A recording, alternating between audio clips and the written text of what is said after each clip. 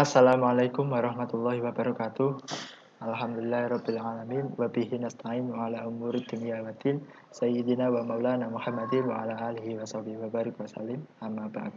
Good morning, Your Honorable Dr. Anton Prasetyo, Azhar Examiner, Your Honorable Hello Kamila Hayati, Master of Science, Azhar Supervisor.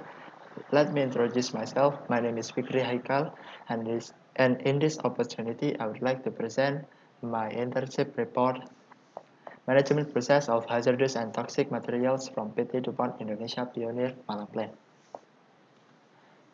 So let's continue to the first part of this presentation. The first part of this presentation is introduction. So in this part, I would like to present the company profile, the research background, and literature review. Company profile. PT DuPont Indonesia Pioneer is a branch of PT DuPont in Indonesia that are mainly focused on seed producing. PT DuPont Indonesia Pioneer is located in Bulu Payung, Bululawang, Malang Regency, Indonesia. As I mentioned before, PT DuPont Indonesia Pioneer is mainly focused on seed production, mainly hybrid corn and hybrid rice seed production. Continue to the background. This research was chosen because in Indonesia there are a wide range of corn usage. Corn is mainly used as a main source of carbohydrate, and it also can be used as livestock feeds and also as a raw material in industrial. And to satisfy all that needs, the number of corn production each year in Indonesia is always increasing, and to obtain that increasing number, there are quick development in agrotechnology, especially in corn agrotechnology section. So to obtain that development, one of the methods that are used in the development is using chemical usage in industrial level. So like in PT DuPont Indonesia Pioneer, they are using pesticide and coloring to process the corn seed so they can survive more in nature. So the number of corn production can be increased each year. So the chemical usage, besides producing or increasing the number of corn production, it also can affect the environment. So that is why I will discuss about the waste management, especially hazardous waste management in PT DuPont Indonesia Pioneer, because the chemical used in this industrial has a chance to be harmful to surrounding environment and the living things in it. We will mainly talk about these three topics. The first is hazardous and toxic material. The definition of hazardous and toxic material is material that are classified for its character, concentration, or amount, which is direct or indirectly can harm the surrounding environment and the living things in it. And then the second topic is waste. So waste is leftover of production, and then it's also unwanted materials that has no economic value no more, and then it's also uh, like a damaged material or used material that are already used in production process, and it can no longer be used anymore. And then the third topic is waste management. It's a series of activities in production which include waste reducing, waste storing, waste collecting, waste transporting, and waste landfilling. So these are classification for hazardous and toxic material. I reckon that you may already familiar with all these symbols, so I will skip to the next slides. So we will talk about the research methods. So in this part, I would like to explain my research and how I obtain the data, and then how I analyze the data. So in this research, I use descriptive methods. So I will use so the data that are collected or obtained by me is mainly from field observation and interviews, and also from little literature review or literature research. And then the research was conducted by uh, during the internship period by December 26, 2018 until January 25th, uh, 2019. And then all the data that I gathered or I obtained were analyzed and accomplished with applicable regulation, like that I use is Peraturan Pemerintah Nomor 101 Tahun 2014 about hazardous waste management process, Undang-Undang Nomor 32 Tahun 2019 about environment management and protection, and the last is Permentan Nomor 107 Tahun 2014. It's about pesticide control. And then we continue to the result and discussion. Here are the results of my research. So I mainly divided into three categories. The first part is production process, in which I will explain the production process that are conducted in PT Depan Indonesia Pionir and what are the waste produced in that process. And then we continue to the waste source identification. So in this part, I would like to uh, start to identify uh, which uh, which waste is classified into which, and then the last part I would like to explain about the hazardous waste management process in PT Dupont Indonesia Pioneer. So in the production process, the generated waste is as shown below. So there are 6 main steps in production process in PT Dupont Indonesia Pioneer. The first one is sorting. Sorting is like the corn is sorted by its size and by its quality. So the waste that are produced is net bag. So it's like a bag for the corn, and then the other ways is corn that are not met the specification. Then this corn then continue to drying section, in which uh, there are a little of corn kernel that are produced as a waste.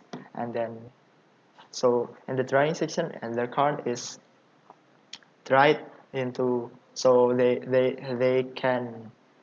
have a certain amount of water level, and then they continue to the selling, which in which the corn is separated from its corn cobs. So the waste produced in this process is corn cob and corn dust, and then the seed or the corn kernel is continued to cleaning process, in which they separate the low quality seeds, the seeds that are not complete, like broken seeds, and also they collect the corn dust and dust.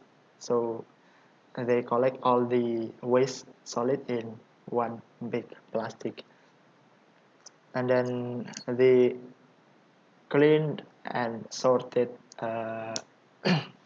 corn kernel or corn seed ready to be treated in the main production facility, and then they pack it into each corresponding product package.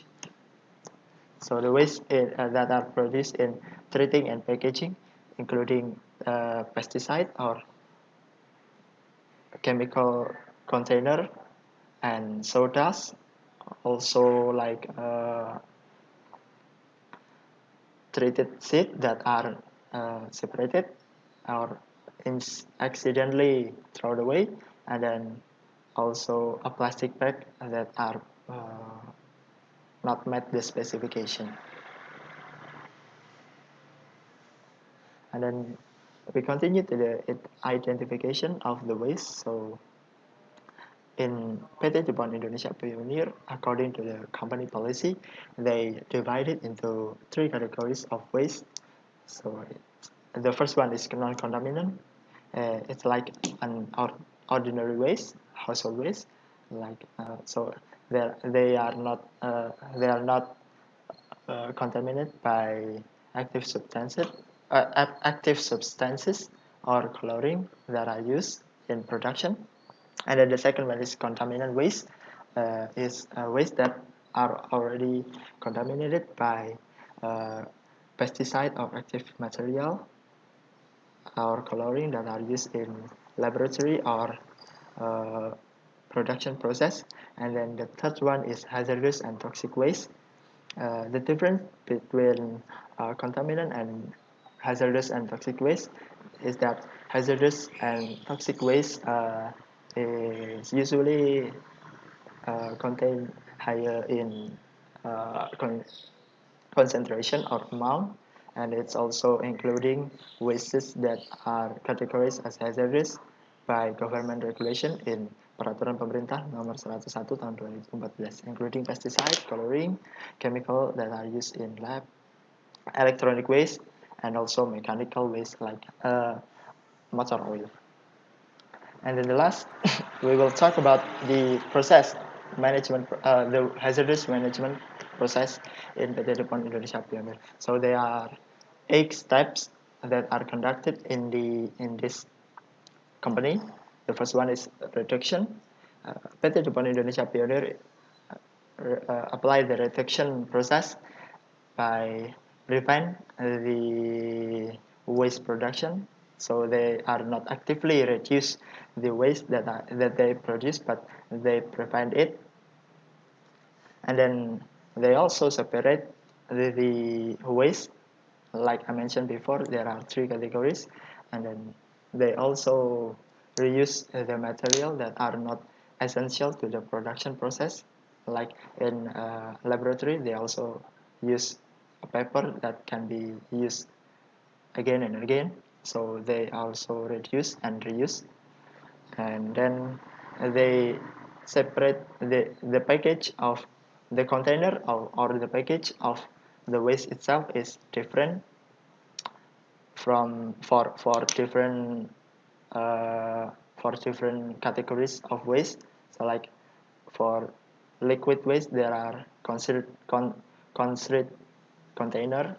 For solid waste, there are like big container, box container that are used to be like a temporary storage. And then they also continue into international transport. So they conduct the internal transport by person, or they can also use forklift if they want to transport like huge container that are uh, filled with uh, hazardous liquid waste.